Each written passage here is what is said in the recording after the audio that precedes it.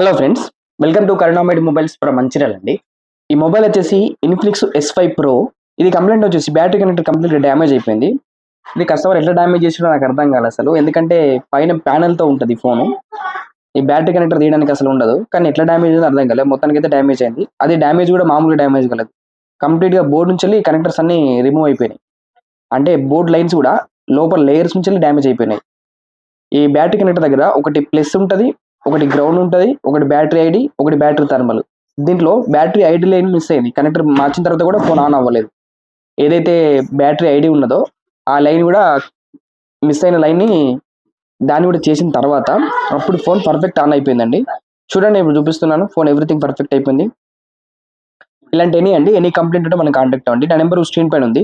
మా shop address వచ్చేసి Karunamaid mobiles, railway station road, Mancherial. Thank you అండి. Thank you.